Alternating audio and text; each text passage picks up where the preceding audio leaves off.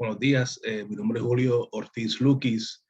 Antes que nada, quiero darle las gracias al profesor Edwin Calcaño por esta invitación a esta conferencia, que será breve en comparación a otras por el formato, pero que sé que será de su interés. Esta presentación se basa totalmente en mi disertación doctoral, en unos aspectos de ella, en lo referente al desarrollo y estatus de la integración regional en América Latina, o lo que se le llama el Caribe, lo que se le llama regionalismo, ¿no? Latinoamericano. Primero, antes que todo, entraremos en un recuento histórico y luego pues entraré en los últimos 20 minutos de la presentación a, a entrar en el manejo de conceptos, ¿no? Conceptos teóricos que nos van a ayudar a entender el fenómeno de cara al advenimiento de una mayoría en la región de latinoamericana y caribeña de partidos de izquierda, cosa que lo hemos visto en los últimos meses y años, ¿no?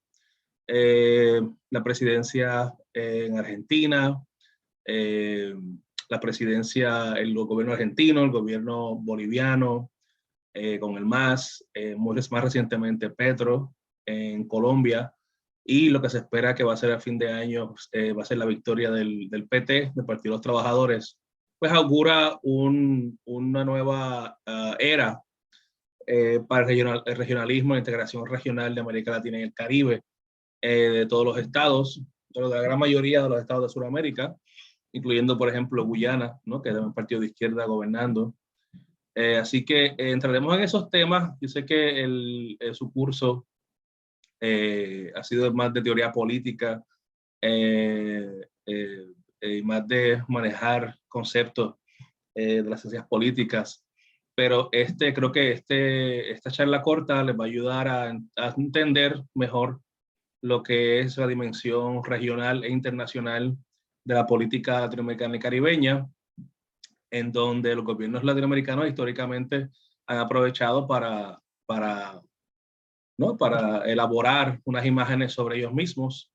Recordemos, por ejemplo, el caso de Hugo Chávez, ¿no? Y todo el peso que tuvo la agenda internacional y global de Venezuela como una potencia secundaria en América Latina, para proyectarse como un actor de poder ideológico, con recursos para financiar y empujar una integración de la región en términos políticos y económicos, ¿no? Ese carisma de Hugo Chávez en aquel momento le dio un nuevo ímpetu a una integración que se ha tratado en América Latina y en el Caribe desde el siglo XIX.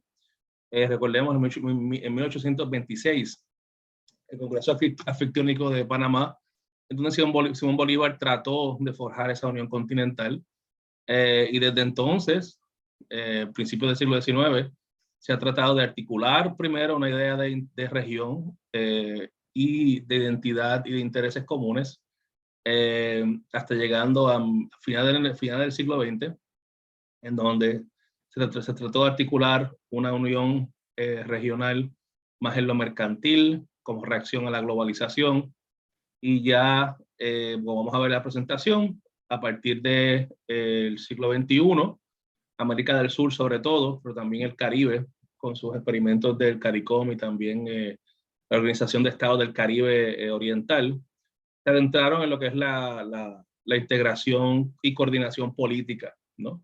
Establecer una región de intereses para aumentar el poder de regateo y también una visión autónoma de la región en esferas internacionales y ante conflictos internacionales, ¿no?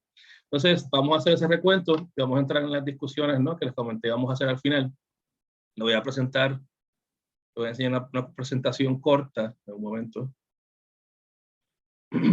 Bien, entonces, aclarando los conceptos, ¿no? Integración regional es el concepto que se elaboró a partir de la Segunda Guerra Mundial, donde se comienza todo este intento basado en las Naciones Unidas de forjar un comercio abierto a nivel global, ¿no?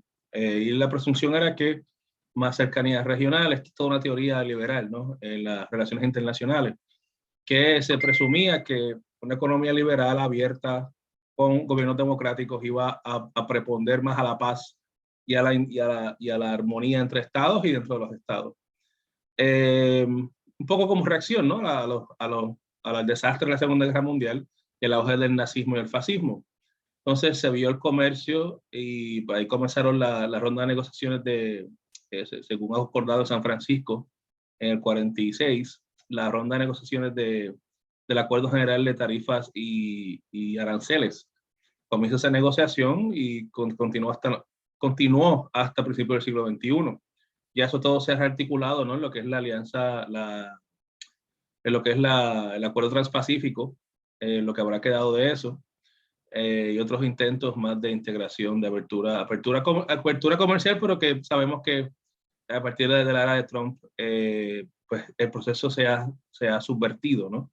Lo que está sucediendo es que estamos en un contexto global que es preliberal o parecido a lo que hubo previo a la Segunda Guerra Mundial, en donde lo que reinaba era la defensa de los mercados, nacionalismo económico, y ahora es un poco confuso porque aunque sí hay acuerdos multilaterales, acuerdos comerciales, pues, la mayor cantidad que ha habido de acuerdos regionales en la historia están en efecto hoy, pero eso se da en un proceso, en un fenómeno de reversión, ¿no? Con la voz del nacionalismo en Europa, en Estados Unidos, etcétera, ¿no? Y las guerras comerciales que ya conocemos, que la gran mayoría fueron comenzadas por la administración Trump en la OMC. Así que a partir de la Segunda Guerra Mundial, América Latina se encuentra con un mundo nuevo, un mundo que está en rearticulación. A partir de la Segunda Guerra, la creación de las Naciones Unidas, la creación de estas rondas de negociaciones para abrir el comercio a nivel global, liberalizar el comercio, ¿no? para comenzar a construir un sistema multilateral de paz, ¿no? En ese contexto, y a la era del 50, América Latina y el Caribe, entrado en la Comisión Económica para América Latina y el Caribe, la CEPAL, comenzaron a discutir esta idea del mercado común latinoamericano, ¿no? Y se crea, después de este mercado común latinoamericano, esto fue una serie de acuerdos. Teóricamente, y eso es bueno saberlo, parte de nuestra historia en América Latina, la CEPAL fue la que lanzó esa idea a los estados bajo la presidencia de CEPAL de Raúl Prebisch, el padre de la teoría de la dependencia, en donde se decía que como sabemos que América Latina y el Caribe va a tener una mejor, va a poder revertir la estructura del comercio internacional que no respondía, obviamente por el pasado colonial, no respondía a los intereses de América Latina y el Caribe. Eso se podía revertir o confrontar o enfrentar por la región en la medida en que los mercados estuvieran unidos con un solo arancel, un poco siguiendo el modelo temprano de lo que vino a ser la Unión Europea, ¿no? La Comisión Europea. Luego se creó la Asociación Latinoamericana de Libre Comercio en el 60, la ALALC, y la estrategia de la ALALC fue a nivel regional hacer un frente común mediante la sustitución de importaciones, ¿no? Y ese fue el modelo. Ya se estaba inundando la región de América Latina y el Caribe por primera vez después de la Segunda Guerra Mundial con productos acabados de Estados Unidos, productos de aseo, productos agrícolas, tecnología, etcétera. Y la idea del mercado común latinoamericano, de la Asociación Latinoamericana de Libre Comercio, era eso, que era una área de libre comercio, y eliminar las barreras arancelarias dentro de la región para poder tener el poder de negociación como bloque, ¿no? Ante la amenaza de los bajos precios de los bienes latinoamericanos al mercado global, porque era una producción que respondía a los intereses de los países desarrollados, muchas veces con distribuidores en el primer mundo, donde las ganancias se concentraban en el norte, ¿no? Al fin y al cabo. Entonces, esa crítica a la economía global capitalista fue la que fue como un poco el racional que justificó la Asociación Latinoamericana de Libre Comercio en un inicio. En el 66, en ese mismo espíritu, el Pacto Andino se acuerda, y la Asociación Caribeña de Libre Comercio, que termina, ¿no?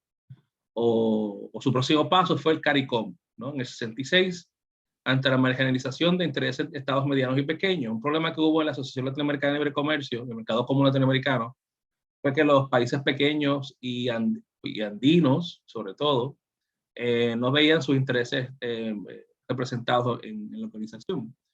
Entonces ahí comenzaron países pequeños como Bolivia, Colombia, Ecuador, a tratar de articular un modelo propio de integración global, ¿no? de inserción global, ¿no? De tratar de pautar aranceles subregionales, ¿no? Andinos, etcétera. Y había una crítica presente en esa época en donde se sabía que los países más grandes industrializados de América Latina habían tomado el mercado común y sobre todo la Asociación Latinoamericana de Libre Comercio para defender y promover sus intereses que eran industriales, ¿no? Y extractivistas a cierto punto. Como economías como la brasileña, la argentina, o sea, dos sobre todo, la chilena, ¿no? Vieron sus intereses un poco muy bien amasados, ¿no? En la asociación entre los países más pequeños, agrícolas, y con pocas capacidades productivas, se veían relegados, ¿no? Incluíamos también a Venezuela, que es ese grupo de países grandes, ¿no? Industrializados, exportadores de petróleo. El proceso de crear una zona de libre comercio en el 60 y en el 60-70 fracasó, en el 70 sobre todo por la crisis del petróleo, la crisis dio duro en América Latina y el Caribe, no en Venezuela, como sabemos, y dio paso a la creación en el 80 de la ALADI, la Asociación Latinoamericana de Integración. La ALADI promovía, ¿no?, la regulación del comercio, complementación económica y expansión de mercados. En esta época del 80 se firmaron muchos acuerdos de complementación económica entre los países. Muchos de ellos se encuentran online, en internet todavía. Argentina y Brasil, o Ecuador y Bolivia, ¿no? Se dieron acuerdos bilaterales que la idea era que eventualmente esa red se iba a consolidar hasta crear unas relaciones endógenas, ¿no? A nivel comercial y económico y también industrial, ¿no? La idea era expandir los mercados y darle trato preferencial a las economías menos desarrolladas, ¿no? La ALADI se creó con esta conciencia de que las economías pequeñas latinoamericanas necesitaban prioridad, ¿no? Y por primera vez, que esto es un tema interesante, a quien me interesa el tema de las interacciones internacionales latinoamericanas, es que en este momento de la ALADI en el 80 se comienza grupos sociales, grupos de presión, organizaciones privadas y ONGs regionales comienzan a tener incidencia en la política regional, en la elaboración de estas normas dentro del multilateralismo económico, ¿no?, comercial suramericano, etc. Y ya pues tenemos ya, después de 50 años, tenemos muchísimas, 40 años, muchas experiencias de maneras, por ejemplo, el Mercosur, el ALBA, grupos regionales que han integrado muy efectivamente las sociedades y las ONG a sus trabajos y a su proceso de hacer política, ¿no? En el 66, ya como le había comentado, los países grandes han tomado cierta conciencia de las asimetrías regionales. En el 66, con la Declaración de Bogotá, países como Chile, Colombia, Venezuela, Ecuador y Perú acuerdan mitigar asimetrías estructurales mediante la creación de un mercado común concatenado, ¿no?, de industrias concatenadas en la región. Y de nuevo, como comenté anteriormente, todo este proceso de apertura de libre comercio, industrialización, mitigación de asimetrías regionales, este espíritu de confrontar la economía global en conjunto, estas ideas cepalinas, ¿no? Todo se disolvió en el tiempo en la medida en que comenzó la década perdida del 80, ¿no? Y como saben, se crea la ALADI en respuesta a estos cambios estructurales a nivel global, las crisis del capitalismo, ¿no? Y la década perdida comienza, que es un proceso que en nuestra historia latinoamericana se estudia mucho. Comienza la década perdida, la banca mexicana se derrumba, México se declara que no puede hacer pagos, llamado default. El presidente Portillo procede a nacionalizar todos los bancos para darle liquidez al Estado. Fue una crisis realmente fuerte. ya asumo que muchos de ustedes han leído de ella. Ahí comienza todas estas propuestas en Washington de think tanks, aprovechando la crisis. Ahí de ahí sale el llamado consenso de Washington, para darle ¿no? Para tratar de darle una lección a América Latina y el Caribe de cómo salir de las crisis, la obsesión capitalista por el déficit. Ahí comienza el llamado neoliberalismo que nosotros conocemos, que todavía sigue amenazando. En el 80, pues hay una caída del comercio interregional en la región, en Latinoamérica y en el Caribe. Los sistemas bancarios latinoamericanos se derrumban. Venezuela fue un caso, Brasil fue el problema de la inflación y el real. Y esto fue como un momento, un parteaguas, ¿no? Fue como un antes y después del proceso de integración del 80 en adelante. El proceso de integración latinoamericana va a tomar otro giro. La perspectiva subregional, como les dije, para mitigar debilidades subregionales, toma auge de nuevo, y ya después de la caída del bloque soviético, comienza esta idea, sobre todo con la presidencia de Hugo Chávez en Venezuela, la idea esta de la nueva integración, no solo regional, sino también continental, ¿no? Desde México hasta la Tierra del Fuego. Entonces, la crisis de la deuda continuó en los 90, ¿no? Con Brasil, Argentina, y hasta el siglo XXI hemos visto crisis repetidas, ¿no? El 2008, la actual, y todo esto ha dilatado el proceso de integración latinoamericana según lo pensó, lo ha estado pensando por décadas y por hace cientos de años, desde el siglo XIX, nuestros padres de la patria, y también expertos en desarrollo y expertos en economía que proponen, siguen proponiendo la idea de una economía intra-suramericana y regional también, no solamente subregional, sino regional, fuerte, ¿no? Que pueda amasar sus intereses de manera estratégica, ¿no?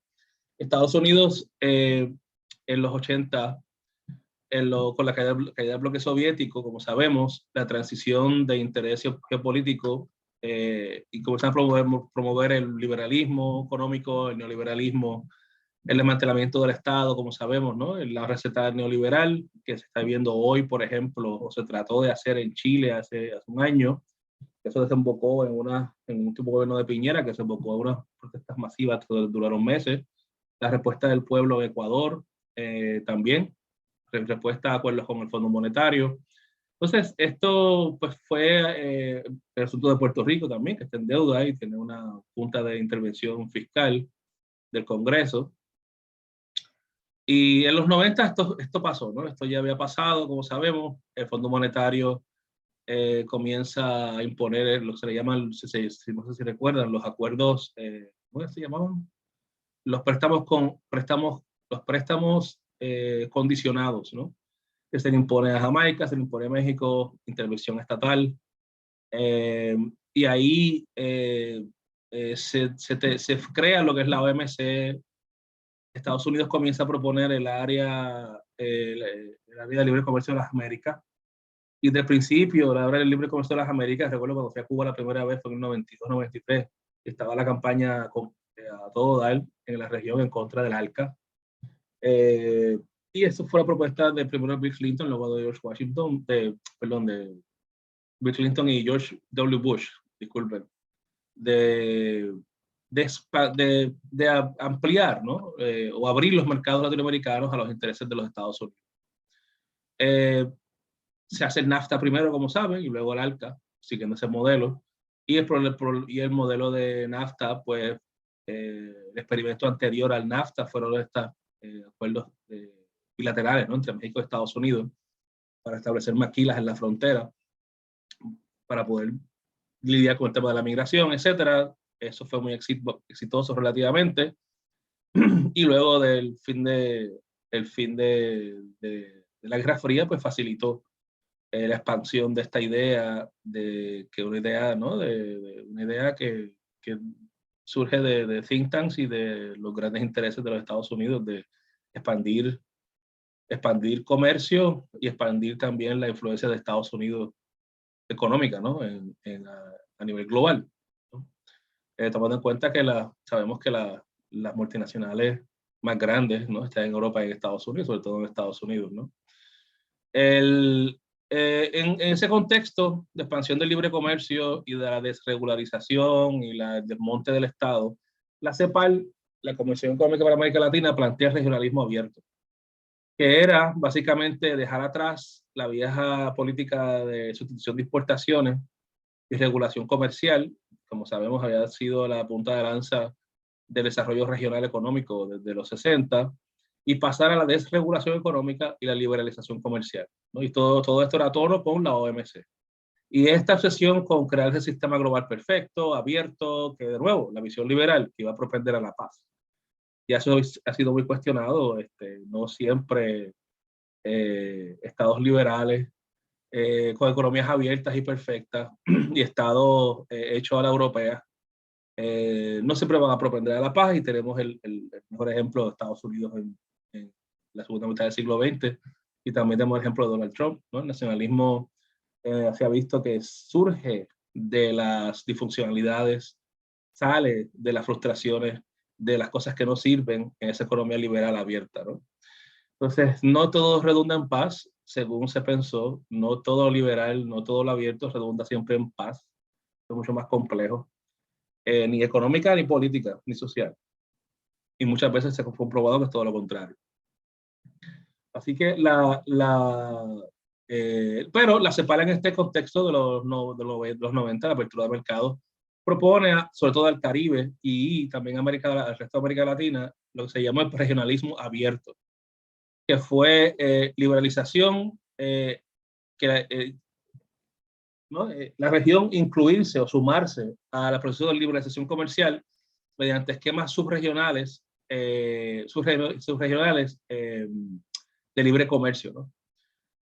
Y construir economías con capacidades que quedaran abiertas al mundo. ¿Y cómo tú hacías eso? Era, bueno, una economía planificada, pero que se mantuviera abierta a la inversión y a la especulación internacional. Básicamente eso, y estados atados o miembros de la OMC, según se estaba formando en aquel momento. En aquel momento eso fue el acabose, ¿no? Recuerden que en el 94 a la OMC se une Vietnam, luego creo que un año después se une Cuba. O sea que sí, realmente en aquel momento mucha gente pensó que, eh, que regular la economía de cierta manera o desregularla, ¿no?, sumar sus estados a estos acuerdos de liberalización, iba a traer más desarrollo económico y más riqueza para todo el mundo, en el norte y en el sur global, ¿no? Esa era la idea o la esperanza. Entiendo que Estados Unidos, Vietnam y Cuba pues se unieron por necesidades del momento, ¿no? Recordemos que Cuba estaba pasando en esa década del 90 por la crisis, por su crisis, ¿no? La crisis especial, ¿no? Entonces, era el momento, ¿no?, donde muchos esquemas cambiaron, y América Latina y el Caribe y la CEPAL promueven ese tipo de regionalismo abierto, ¿no? Desde el principio de los 90, y eso continuó hasta toda la década del 90. ¿Qué pasa? Que cuando hubo un evento en donde Estados Unidos, en este contexto, como sabemos, propone el área de libre comercio para las Américas. Y entendía Estados Unidos durante la presidencia de Clinton y Bush, padre, que la América Latina pues estaba lista a sumarse, ¿no? La idea era que América Latina estaba saliendo de una crisis económica, financiera de los 80, y se estaban adentrando en otra. Entonces, el entendido era, en el Estado, el gobierno federal de Estados Unidos, era que América Latina no iba a exhibir mayor resistencia a la idea de una integración comercial y financiera continental. Y eso no fue así. Ahí es que se da el comienzo de lo que se llama el regionalismo poshegemónico.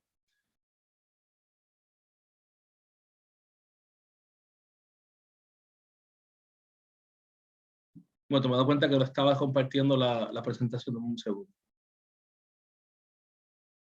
Bueno, por lo menos la van a poder ver en esta segunda mitad. Deme un momentito, déjame compartirla. Me doy cuenta ahora que no estoy compartiendo. Un momento. Ahí estamos. Bueno, aquí comenzamos de lleno en lo que es la presentación. Acabo de salir de la introducción. Y el regionalismo hegemónico es esta actitud que Brasil, por ejemplo, exhibió ante la propuesta de Estados Unidos de invitar a América Latina y el Caribe a unirse a esta integración, ¿no?, comercial y financiera mediante el Pacto de Libre Comercio la Alianza de Libre Comercio para las Américas. Brasil lideró los 90, y eso se tiene que saber, se estudia poco, sería un proceso que era bueno estudiar más en detalle a nivel ya de historia diplomática, cómo sucedió, porque fue una hazaña muy grande de Brasil. Brasil apenas estaba saliendo de su última dictadura, como sabemos. Esto fue bajo la presidencia, me parece, si recuerdo, de Itamar Franco. Y Brasil lideró. Brasil dijo, no, nosotros no vamos no creemos que la alianza de libre comercio para las Américas le conviene a América Latina, no le conviene a Brasil. Y Brasil lideró la estrategia de contrabalanceo en el ámbito comercial al proponer el área de libre comercio suramericana. Y eso fue una idea que solamente Brasil pudo asumir. Puede ser que proponerle esto a la región también sugiere tener el dinero para pautar estas reuniones, pautar estas iniciativas, invertir sin un tipo de ingresos, invertir en estas reuniones, en estos encuentros técnicos, pagarle a expertos, pagarle a consultores, ¿no? Pero Brasil propone, le dice a la región, bueno, vamos vamos a tratar de hacer una alianza de libre comercio, una área de libre comercio para América del Sur, para contrarrestar la propuesta del ALCA de los Estados Unidos. Y el proceso culminó,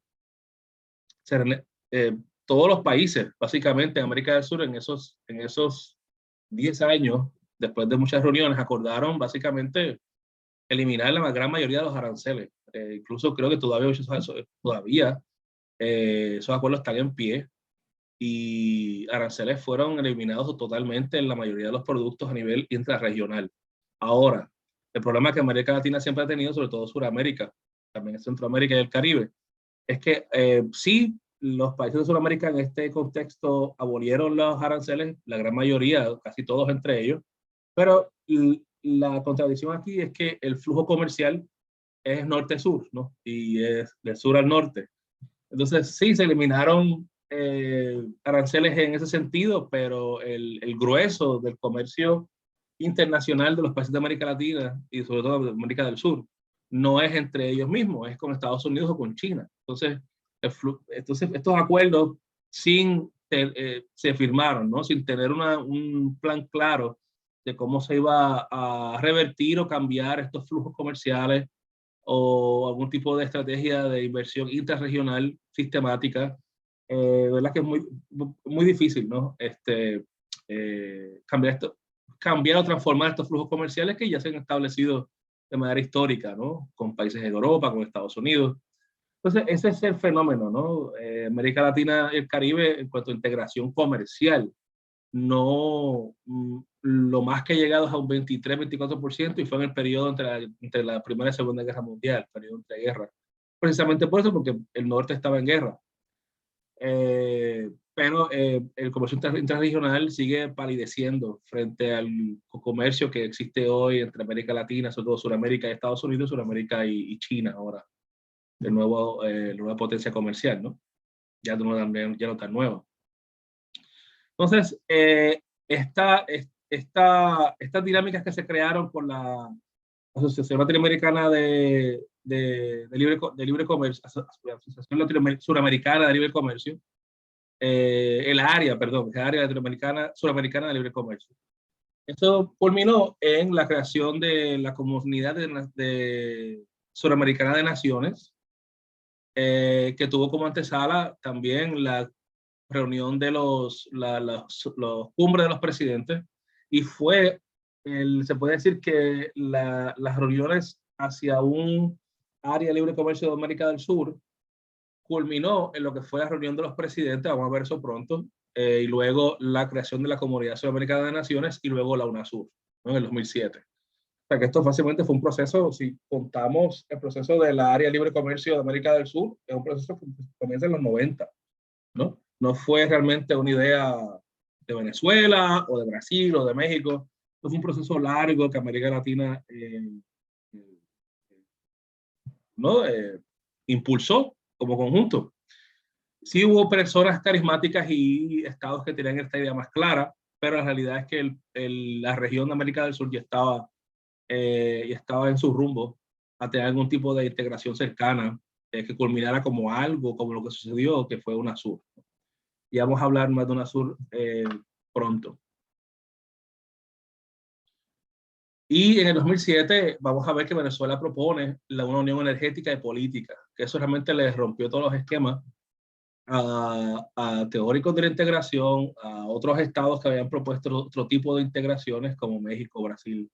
La propuesta de Venezuela fue muy revolucionaria y caló mucho en un contexto de 2007, cuando Hugo Chávez propone esto, luego se une México, Brasil, pero en este caso Brasil, confundí con la CELAC, porque la CELAC fue impulsada por México y Brasil y luego Venezuela.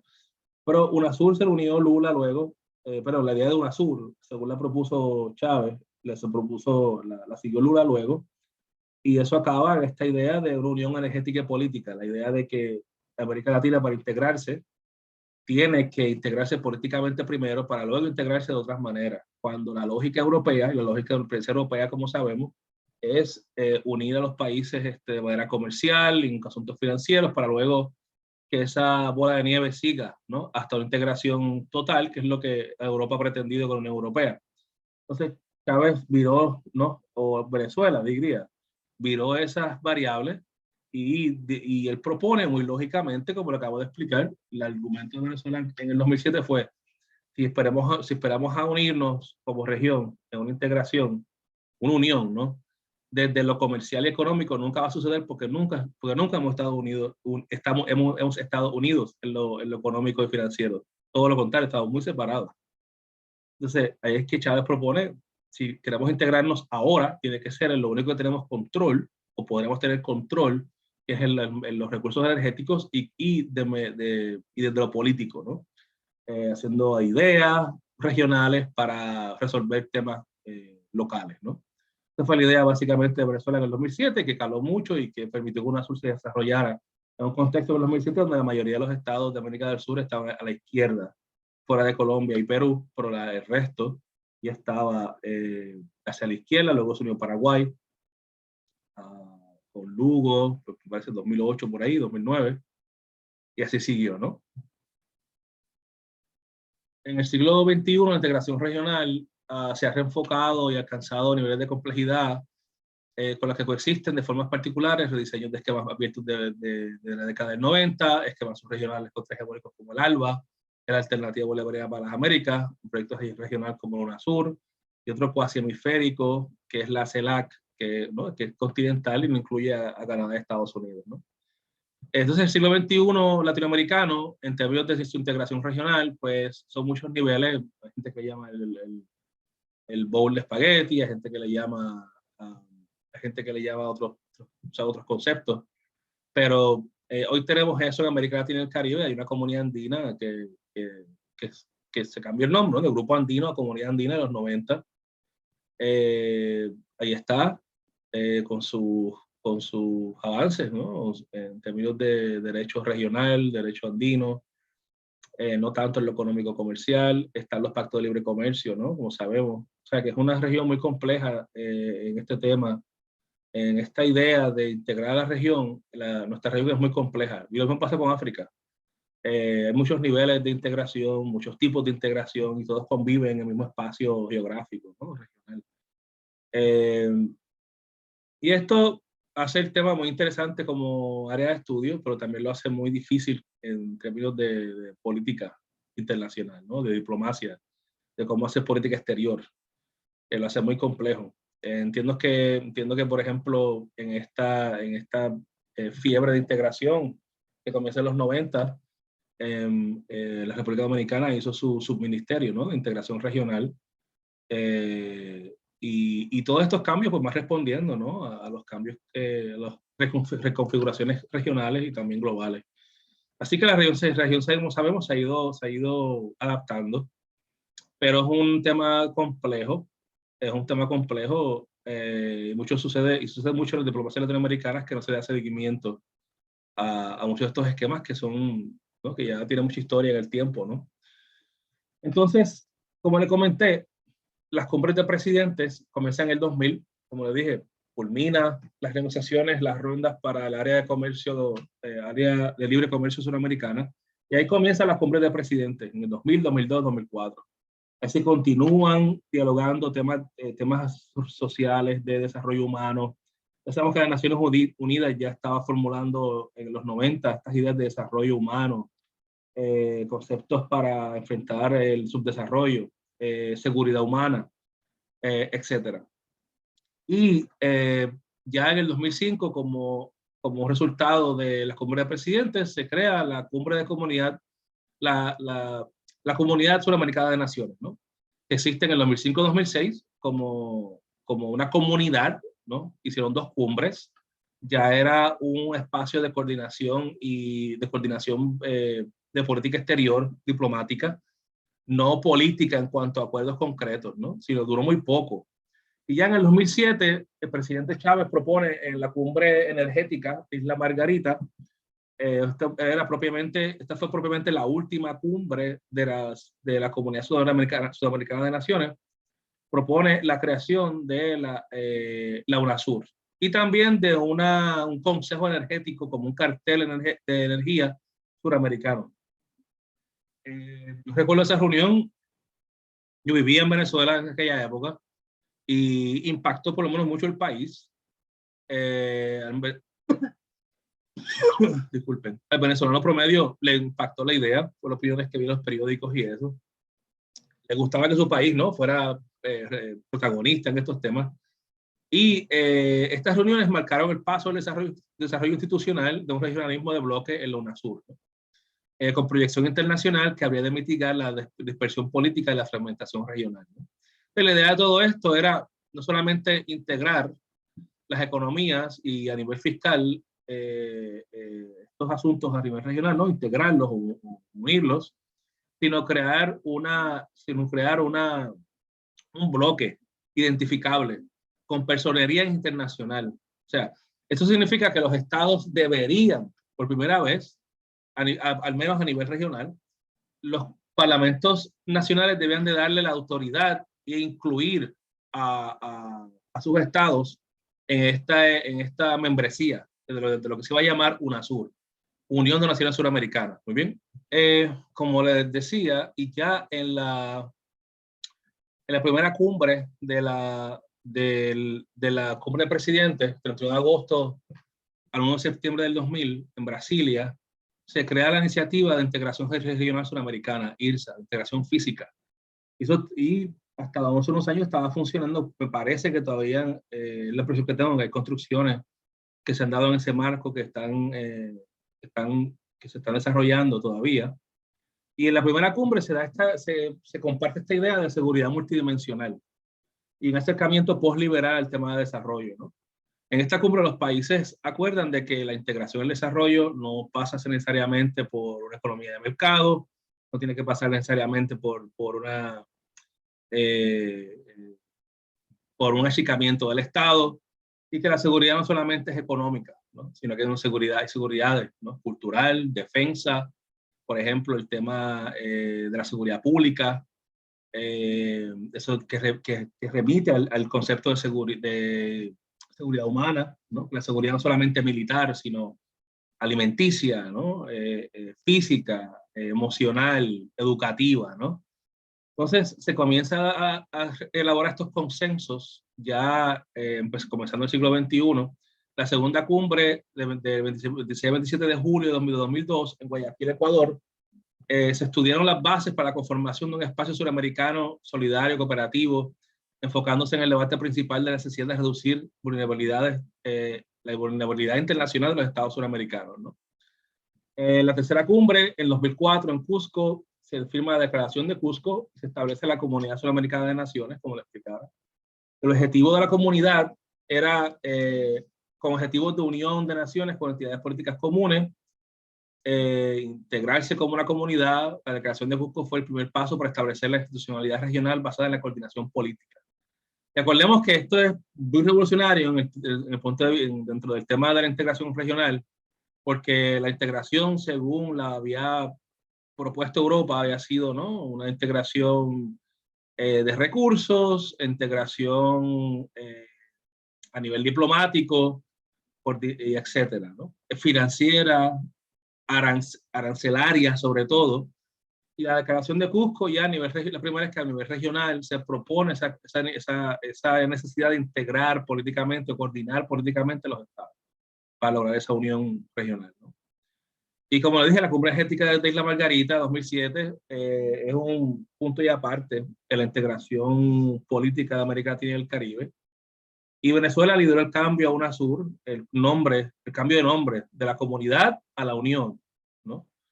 Y fue un debate muy fuerte, como sabemos, estados como Colombia, estados como Perú en aquella época, pues no estaba muy a favor de ponerle unión, porque eso le va a exigir a futuro un objetivo al que, por ejemplo, Colombia o Perú no están de acuerdo, ¿no?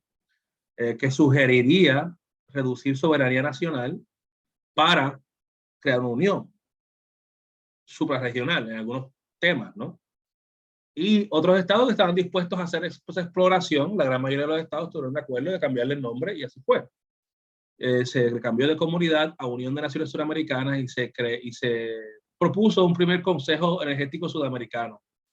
Y Venezuela propone dentro de ese consejo crear una doctrina energética y crear también una empresa gran nacional. Estas empresas gran nacionales fueron muy exitosas y todavía siguen funcionando entre Venezuela, las empresas mixtas, ¿no? Empresas entre Venezuela y muchos países del Caribe inglés. ¿Bien? Todavía existen para procesamiento, distribución, extracción de petróleo. Estas empresas muchas continúan.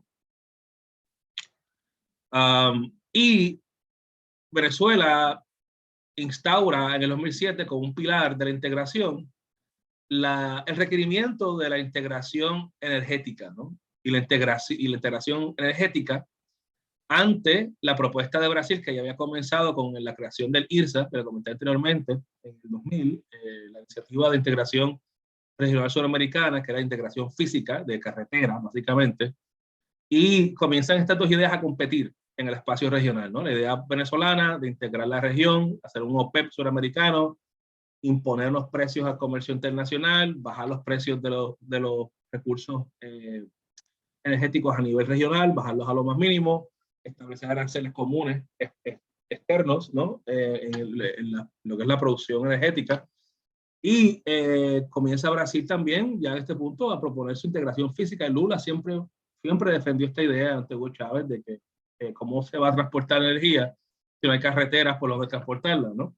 Entonces está ese debate entre dos personas que eran colegas, ¿no?, de la izquierda, pero siempre tuvieron esa diferencia. Lula y Brasil, y posiblemente el PT le dio un impulso renovado a esa idea cuando ganan las elecciones ahora a fin de año.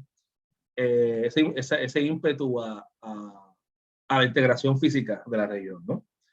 Un poco siguiendo el modelo de los Estados Unidos, ¿no? El canal de, si recuerdan, ¿no?, el canal de Panamá, las carreteras de este a oeste, los caminos, los trenes, ¿no? Ese tipo de idea de que para crear una economía regional y una comunidad de recursos hace falta una interconexión física óptima, ¿no?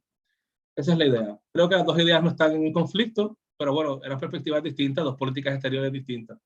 Entonces, la UNASUR, llegando a la UNASUR, para coger este ejemplo de modelo, pues ya sabemos que UNASUR, un poco para traernos al presente, UNASUR pues ya no existe. Creo que ya muchos países, ya los parlamentos de muchos países que habían firmado su ascensión a la membresía de UNASUR se han retirado oficialmente, lo que significa que los parlamentos ya han retirado oficialmente sus estados, han retirado su membresía de UNASUR. Me parece que ese es el caso de Ecuador, me parece que es Colombia, me parece que Chile también lo hizo. Los demás, yo de nuevo, y cuando vean el video, esta grabación pueden discutir entre ustedes, posiblemente tienen más información actualizada. Pero ese es un debate, ¿no? UNASUR está disfuncional o ya murió. Hay gente que dice que UNASUR está disfuncional porque la mayoría de los estados que se habían hecho miembros por decisión de sus parlamentos nacionales no habían retirado su membresía, ¿no? Eso es una perspectiva, eso es una lectura, ¿no? Del cese de funciones de UNASUR. La otra perspectiva es que ya los estados no están trabajando, esto no existe este tema en sus políticas exteriores y por lo tanto, pues UNASUR ya no existe.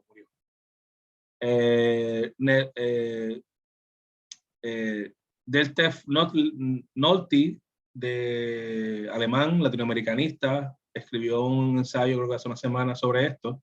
Tengo que leerlo, pero lo puedo buscar. Lo escribió con un venezolano que se llama Víctor, se ve el apellido, Mijares, Víctor Mijares, y Nolte se escribe, sobre UNASUR. Entonces, a la altura del 2018-2019, UNASUR se salió, digo, al menos para el 2018, dejaron de participar. Colombia, Argentina, Chile, Brasil, Ecuador, Perú y Paraguay, y quedaban a la altura del 2018 Venezuela, Uruguay, Bolivia, Guyana, Surinam. Descuenten a Bolivia, que tuvo un golpe de Estado. Se hizo un parlamento y se usó la sede en Quito, como sabemos, de UNASUR. Parlamento de Cochabamba, que ya está hecho, se ha utilizado para los movimientos sociales, ¿no? Lo usan en Bolivia. Y creo que el edificio de UNASUR, la sede construida en Quito, en la mitad del mundo, funcionó muchos años, tomó espíritu de sede por muchos años y luego se dejó de usar, ¿no? Cuando gana Bolsonaro, como sabemos, Brasil se retira de UNASUR, le tocaba la presidencia pro tempore y se la cede a Bolivia y se retira. Eso fue el caso de Brasil.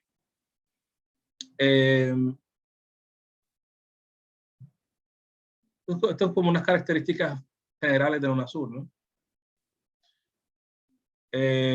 UNASUR, pues la gente piensa que era algo como abstracto o vago, pero no, UNASUR logró crear una institucionalidad regional de 12 consejos: defensa, electoral, energía, salud, desarrollo social, infraestructura, planeamiento, lucha contra el tráfico de drogas, economía y finanzas, educación, cultura, ciencia y tecnología, seguridad ciudadana y justicia.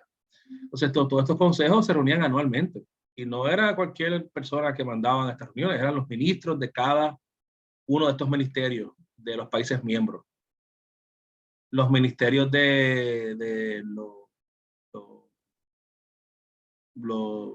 Ministerio de Defensa de los países se reunían anualmente. Los tribunales electorales se reunían anualmente. Los ministerios de energía se reunían todos. Había un ministerio de cultura, que no está aquí, que también se reunía anualmente. Primero ministros y luego gente ¿no? Encargado de esos ministerios que les daban esos trabajos, proyectos, ¿no? Proyectos regionales. O sea, que esto fue algo que exigió muchos recursos de la región y fue muy exitoso. En lo cultural, por ejemplo, se hicieron varias exhibiciones regional de arte que se hicieron o ferias de arte regionales, que fueron varias en Chile, en Argentina.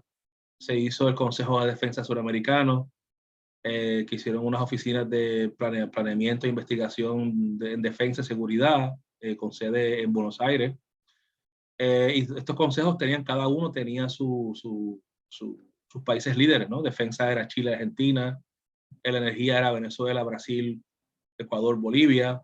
En los financieros, que fue lo del Banco del Sur, que lo frustraron.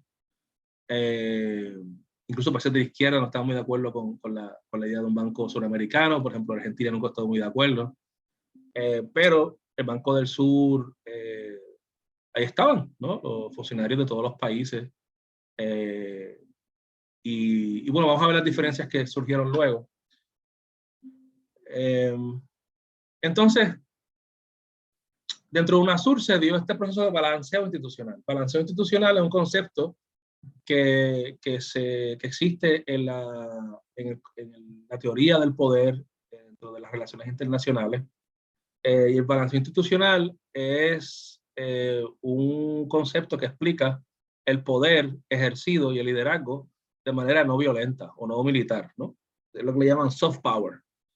Entonces, el balanceo institucional, la gente o los teóricos eh, eh, ven el balance de poder como una competencia entre poderes, entre capacidades, ¿no? Militar, económico, quién es más fuerte, etcétera. Y el concepto de balance está muy atado al concepto de poder, ese poder coercitivo, ¿no?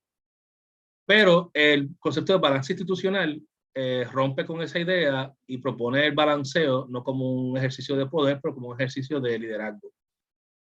No violento, no directo, no de capacidades, sino de influencia, ¿no? De aspirar a cierta hegemonía, ¿no? En el sentido que, como Gramsci lo explicó, ¿no? De tú como Estado, como gobierno, tratar de influenciar a los demás para que hagan lo que tú quieras hacer. Pero en el balance institucional no tiene, la variable militar no existe. En este tipo de soft power, de poder blando, lo militar no existe y lo coercitivo no existe, ¿no? Sino que es un forcejeo por controlar la institución, ¿no? Y tú tienes ideas, tienes valores, tienes moral, tienes una política exterior fija, tienes unos valores, un liderazgo, y tú, en lugar de usar unos cañones o unos tanques militares para enseñarle a otro Estado que tiene más poder, tú en esa institución adentro, ya una vez adentro eres miembro, ¿no? Tú, lo que le llaman en inglés, outwork, ¿no? Tú excedes la capacidad diplomática del otro Estado, ¿no? Y eso es lo que se le describe como un balanceo institucional, ¿no? Un balanceo de influencia y liderazgo dentro de instituciones, ¿no? Y lo positivo de esto es que un Estado de potencia media o potencia como Brasil, que logre hacer que estas instituciones trabajen a su favor o logren complementar el poder que ya Brasil tiene en lo económico, ¿no? Como sabemos, en los recursos energéticos. Uso el tema de Brasil porque es más fácil explicarlo, ¿no? El país más poderoso en términos de extensión territorial y capacidades militares y económicas y todo, ¿no? Entonces, balanceo institucional describe ese proceso en donde estados se unen a un grupo regional, a un espacio multilateral, para influenciarlo. A veces lo influencian positivamente, a veces no, a veces lo quieren paralizar, como fue la estrategia siempre de Colombia y de Perú, cuando se unieron UNASUR, de miembros, pero en oposición, ¿no? En protesta todo el tiempo, ¿no? Y ese nicho conceptual nos ayuda a explicar explicar qué funcionó y cómo y qué no funcionó en UNASUR y qué pasó que no funcionó, ¿no? Las cosas que fueron contraproducentes a la organización. Primero, habían dos bloques muy claros, muy establecidos desde el principio. En el 2006 se hace simultáneo a la creación de la UNASUR, se crea la Alianza Bolivariana para las Américas. Y la Alianza Bolivariana propuso desde el principio un regionalismo poshegemónico. Poshegemónico significa que es un regionalismo donde los Estados Unidos no imponen pauta de nada, ¿no? Estados Unidos no tiene nada que ver en ese regionalismo, en esa integración. Pues eso se le llama poshegemónico, ¿no? Se piensa todo en términos de cómo vamos a salir de las instituciones que Estados Unidos ha impuesto, ¿no? O ha convencido a otros estados para imponer, ¿no? En el continente. Y el ALBA propone eso del principio, y acuérdense que ese grupo del ALBA, que desde el principio estaba Bolivia, Ecuador, Cuba, Venezuela, Salvador. Salvador no cuenta porque no estamos hablando de América del Sur ahora, pero el ALBA se recreó en la UNASUR. Y desde el principio, en la UNASUR existió el grupo del ALBA, o si no era el ALBA propiamente porque era otra organización, pero actuaban y ya podían en ese punto proyectar en UNASUR una política exterior subregional ALBA con unos valores muy definidos. Vamos a ver más adelante que la propuesta era muy clara y muy distinta a la de otros estados que a lo mejor estaban a la izquierda, pero no compartían la agenda del ALBA, como por ejemplo Argentina y Brasil. ¿Muy bien? Regionalismo poshegemónico, coordinación política, la alianza bolivariana rescató, ¿no? Trató siempre de revivir la experiencia histórica de la Cumbre de Presidentes, la Comunidad Suramericana de Naciones. Se defendió siempre la vuelta del Estado dentro de UNASUR, la necesidad de que, por ejemplo, los estados manejen y controlen los recursos naturales. Es una propuesta del ALBA, por eso es que Venezuela propone la Unión Energética y el cartel suramericano de energía, porque él proponía que eventualmente los estados de América del Sur, una vez gobernados por la izquierda, debían de nacionalizar o controlar los recursos energéticos dentro de sus estados para poder echar hacia adelante este proyecto regional, ¿no? Entonces, desconexión, por ejemplo, desconexión de las instituciones financieras internacionales, pues el Banco del Sur se propuso al principio como una organización que iba a sustituir a todo esto del Banco Interamericano de Desarrollo y todas estas cosas que ya existen, centrados en la ONU y en los pactos, ¿no?, interamericanos. Proyección de personalidad jurídica internacional de bloque. Esto significa que la ALBA propuso como bloque, no oficialmente, pero sabemos que en la política exterior de estos estados dentro de UNASUR, que América del Sur tuviera una personalidad jurídica internacional, ¿no? Y eso se hace, pues, como les dije, y como se hizo, que es que los estados, los parlamentos aprobaran esa membresía a nivel local, y actuar en organismos multilaterales de forma unitaria. Entonces, en esta época, 2007 a 2012, UNASUR, por ejemplo, fue muy activa como bloque en las Naciones Unidas. El tema de enfermedades tropicales dentro de la Organización Mundial de la Salud. UNASUR se expresó como bloque. En estos años también UNASUR se expresó como bloque en el Consejo de Seguridad mediante la presidencia de Chile, 2007-2010, por ahí. UNASUR también se expresó a nivel de bloque, como bloque en los debates para la agenda post-2015, tema de desarrollo del milenio, etcétera, ¿no? O sea, que eso era lo que significaba y eso es lo que proponía el ALBA, y de cierta manera fueron exitosos en convencer a otros estados de que esto no era nada ideológico, que era algo que en la región necesitaba para poder proyectar su liderazgo a nivel multilateral y la gobernanza global. Integración regional con objetivos de desarrollo multidimensional. Esto fue algo que el ALBA siempre empujó y fueron muy exitosos en UNASUR. Regionalismo mediante construcción de mecanismos de consulta y coordinación política multinivel. La autonomía respecto a los acuerdos de la sombría de la OEA, como le comenté, los pactos interamericanos, y autonomía en la proyección global de UNASUR respecto a la política exterior de Estados Unidos. Eso era muy, muy importante, algo que a países como Colombia le incomodaba mucho, ¿no? Porque ya sabemos que Colombia hace años tiene unos acuerdos militares y de defensa y de seguridad muy cercanos con Israel, la Unión Europea, con Estados Unidos. Esto es algo que incomodaba mucho, no a la presidencia de Colombia, que estaba Uribe en esa época, pero al alto mando militar colombiano, ¿no? Entonces, el otro bloque que se conformó, bloque ideológico que se conformó dentro de UNASUR, se conforma en el 2012 con la Alianza del Pacífico, ¿no? Y ese bloque ya había dado sus señas de existencia ya a partir de 2008-2009, incluso con la crisis de separatista en Bolivia en el 2008, si recuerdo bien, y en el asunto del derrocamiento constitucional de Fernando Lugo en Paraguay en el 2010. Ya se veía países como Colombia, Paraguay, como dije, Perú, estados que no estaban muy contentos y que le hacían contraofensiva a la UNASUR en un montón de temas. Pero ya desde el inicio, países como Colombia y Perú se estuvieron opuestos o no le hicieron caso a la idea de la unión energética, la unión financiera, Banco del Sur. Estos estados, Perú y Colombia, buscaban el consenso de otros estados para hacerle contrabalanceo a la propuesta de unión regional, de unión financiera, de unión energética, ¿no? A esto, y deben de saber que en el tema, por ejemplo, financiero, para el caso del Banco del Sur, Argentina, Brasil, Colombia, hicieron un bloque para bloquear la puesta en marcha del Banco del Sur, que fue una idea básicamente de los países del ALBA y sobre todo Venezuela dentro de la UNASUR.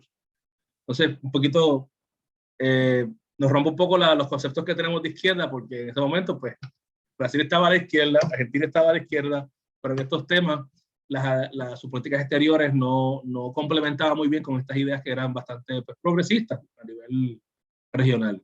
Entonces, los países de la Alianza del Pacífico, pues eran eso. Los países fundadores de la alianza fueron, si recuerdo bien, Perú, Colombia, Chile. Chile con Piñera, me parece que la primera presidencia de Piñera, y regionalismo, y proponían un defendían en una subregionalismo abierto, apertura comercial unilateral, con integración monetaria, complementariedad con la arquitectura financiera internacional. Eso significaba, si se iba, que eso fue la propuesta siempre de Colombia, si se hace un Banco del Sur, tiene que estar integrado a la OMC, a colaborar con el BID, el Banco Mundial, etcétera, ¿no? Entonces, promotores de la agenda de la OEA, también incluso el Consejo de Defensa, que se supone que sería, según lo propuso Brasil, iba a ser un pacto militar suramericano que iba a tener prioridad o estar por encima o iba a reemplazar el pacto de asistencia recíproca de la OEA, que es la alianza militar que está desde los 60, se firmó en los 60, ¿no? 50, 60 entre Estados Unidos, América Latina y el Caribe, que dentro de ese marco se hicieron muchos golpes de Estado en los 60 durante la presidencia de Kennedy. Pues Brasil propone esta idea del Consejo de Defensa, Venezuela lo secunda, y estos países de la Alianza del Pacífico, Chile, Colombia, ahí se unió Argentina, estuvieron en contra de esa idea e impusieron el Tratado Constitutivo del Consejo de Defensa Suramericano de UNASUR. Imponen la línea que dice que, que el Consejo de Defensa está alineado, suramericano, ¿no? Está alineado a los pactos a los pactos de seguridad interamericanos, ¿no? Entonces se veía, ¿no? El tirijala o, ¿no?, el balanceo institucional, ¿no?, el proceso que definió mucho la UNASUR, los aspectos en que no funcionó la UNASUR, y los aspectos también que funcionó en la UNASUR, que fue muy productiva. Entonces vemos que esto no es tan fácil como despacharlo como que nada en América Latina funciona, no.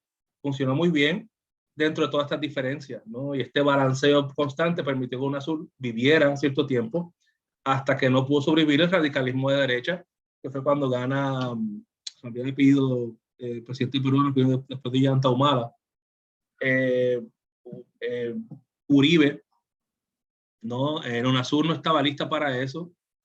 Y bueno, y este balance institucional pues también le hizo una situación sostenible para UNASUR, ¿no? Que esto pues será experiencia de estudio una vez venga la izquierda, tenga mayoría en gobierno ya para el próximo año.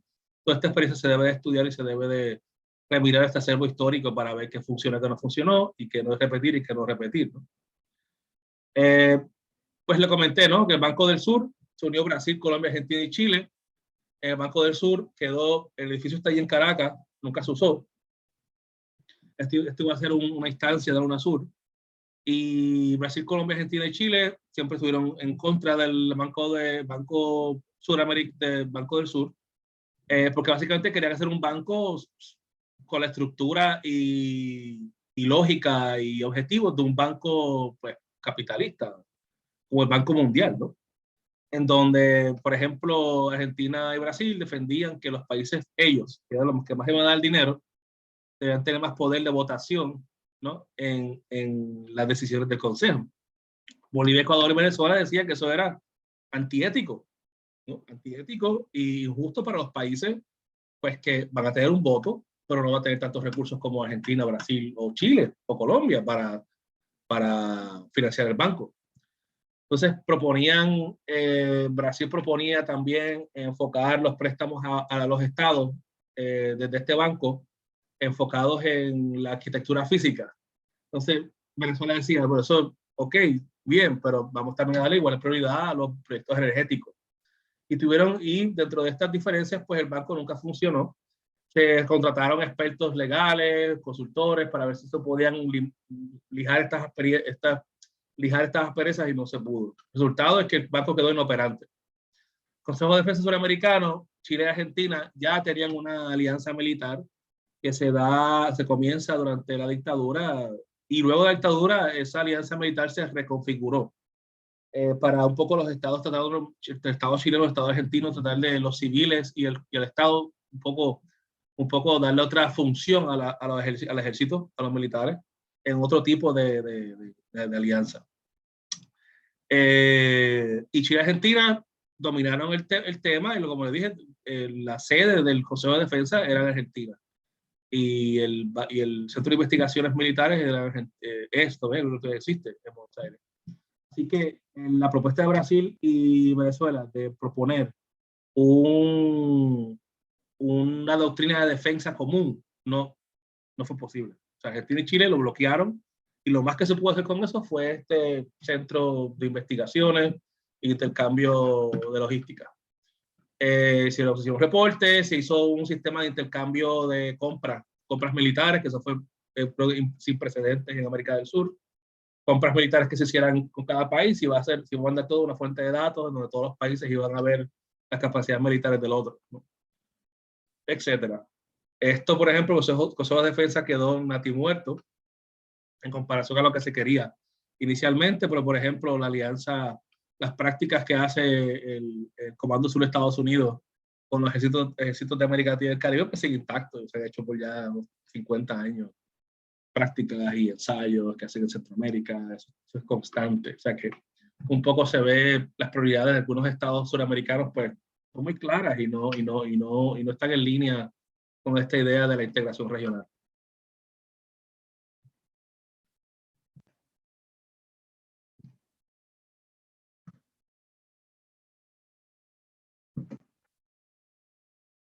Está por el cable. Entonces, los factores que influyeron a la creación de UNASUR, el primero es que se estableció como resultado, son un poco de tesis, ¿no? De por qué se creó el UNASUR, ¿no? Para explicar las razones por las cuales se creó el UNASUR, uno, se estableció como resultado de potencias secundarias compitiendo por proyectar influencia y autonomía regional y global. Segundo, la UNASUR se estableció como un vehículo para crear una proyección de bloque y personería internacional, una expresión institucional y política de una entidad cultural, social, normativa, legal, regional y de valores e ideas regionales, y América del Sur como promotor y defensor del derecho internacional. En estas dos primeras explicaciones, la primera se explica como una UNASUR formada por intereses particulares, interés nacional de algunos estados. Esta idea de la integración regional era conveniente por algunas razones, ¿no? Razones que a lo mejor no eran regionales, algunas regionales, otras no, pero otras muchas eran razones puramente estatales.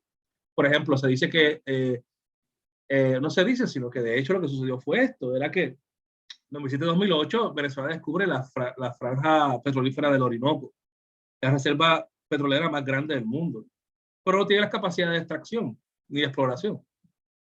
Entonces, Chávez, para mitigar esa falencia, ¿no? Y también para impulsar la integración regional, ¿no? Por las dos razones, propone lo del Consejo Energético y propone lo de la doctrina energética suramericana con las empresas transnacionales de energía. Entonces, eso es un ejemplo de qué significa eso, de que estados, potencias secundarias por intereses nacionales, proponen una integración regional que muchas veces no responde a intereses objetivos regionales 100%, sino que es un interés nacional, ¿no? Aparte, ¿no? O particular. Entonces, la segunda, es que UNASUR se creó, ¿no? Los países lo crearon siguiendo unos valores, ¿no? Y yo creo que esta interpretación es muy válida esta interpretación, porque, bueno, ahí se vio en UNASUR que por casi 10 años convivieron estados de derecha, izquierda, de centro, muy dispares, ¿no? Y líderes muy dispares. Creo que la idea del objetivo, el factor del objetivo como el propulsor de UNASUR es un argumento muy fuerte, ¿no? Y ya sabemos todas las reuniones que se dieron, si contamos el inicio de articulación del área de comercio de la zona americana, se ve que antes de crear UNASUR, ya por 17 años estaban los países reuniéndose para hablar de muchas cosas. Ahora, si se dan cuenta, desde que se eliminó, desde que, desde que dejó de funcionar la UNASUR, y ahora la CELAC está funcionando, como decimos, medio pocillo, la CELAC, hay que ver cuánto de esa memoria histórica se ha perdido, ¿no? Es importante verlo. Ahora, de cara a que vamos a tener la región básicamente toda en la izquierda, menos Paraguay. Una vez, como se cree que vaya a ganar el PT y Lula da Silva en Brasil, hay que ver que mucho de esto se recrea y que mucho de esto de este acervo histórico se desecha. Porque, bueno, claro, estamos en un proceso que no es de globalización, es de desglobalización, en el auge de los nacionalismos en el norte, los mayores socios comerciales de América Latina y el Caribe.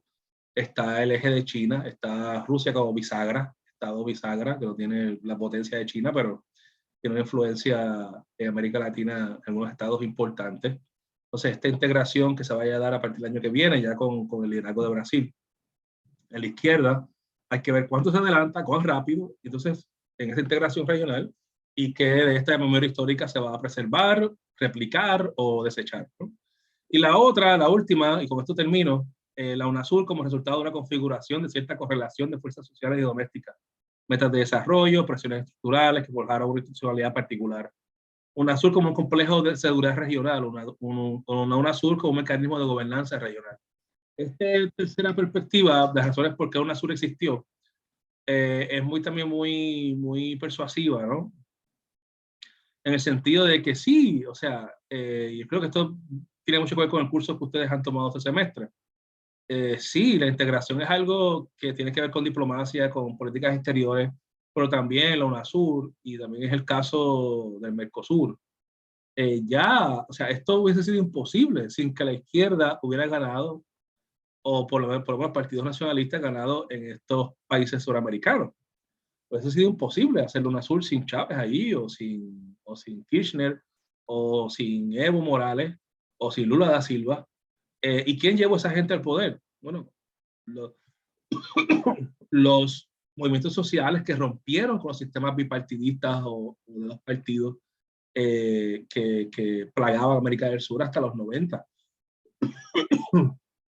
No hubiera sido imposible. Entonces, en la articulación, el análisis de políticas regionales, el análisis de diplomacia, análisis de diplomacia nacionales, de relaciones exteriores, ¿no? Se debe incluir el factor doméstico, ¿no? Sí, claro, y en mucho, por ejemplo, en el MAS, antes de llegar al poder ya tenía su plataforma, la integración regional, para hacia dónde vamos, cómo queremos América Latina, hasta qué punto Estados Unidos debe involucrarse, perspectivas sobre el libre comercio, todo esto tiene que ver con política exterior. Y ya el MAS con movimiento lo tenía hasta que Evo Morales ganó, y ahora el nuevo presidente de Bolivia continúa con esa perspectiva, ¿no? Que ha sido muy beneficioso para Bolivia. Entonces, estas ideas se amalgamaron, ¿no? Estas ideas, estos conceptos de desarrollo más allá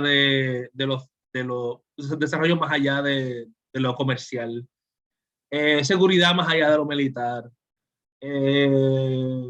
etcétera. Estos conceptos pues se juntaron, se discutieron y fueron los que realmente, ¿no?, impulsaron la UNASUR con sus características muy específicas. Y como vemos, la alianza, eh, la alianza se me olvidó el nombre, disculpen, la Alianza del Pacífico, primero, y luego el Grupo de Lima, fueron los que poco a poco fueron matando a UNASUR, hasta que ya con el Grupo de Lima en el 2017-18, pues se le dio la puñalada final, ¿no?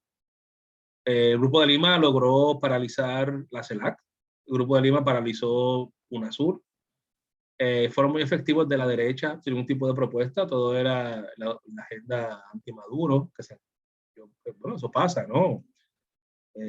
Todos presidentes tienen detractores y gente que los apoya, pero darle hacia atrás a todo un proceso de 15, 18, casi 20 años de integración por un incidente o por algo que ya América Latina ha tenido bastantes ejemplos de resolución de conflictos de manera exitosa.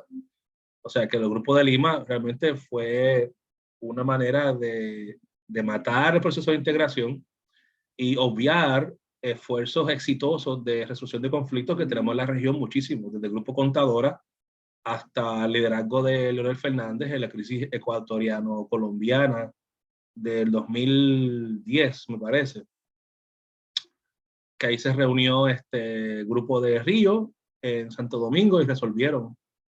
Yo vi todo eso por televisión, resolvieron el presidente Correa y Uribe, resolvieron ese conflicto de violación de frontera, ¿no? Que hizo Colombia. O sea, que experiencias de resolución de conflictos existían muchísimo. O sea, lo que hizo el Grupo de Lima de paralizar un proceso de integración por una diferencia en un país no tiene sentido, no se justifica, a menos que no se explique como una estrategia de una derecha radical, ¿no? La región de paralizar el proceso, ¿no? De integración política de América del Sur. Bueno, con esto los dejo. Yo sé que tienes muchísimo para discutir ahora, muchas preguntas que responder. En confianza pueden comunicarse conmigo cuando deseen y esperemos seguir colaborando en el futuro. Muchas gracias, profesor Elvin Calcaño Ortiz, por la oportunidad. Espero que les guste. Gracias.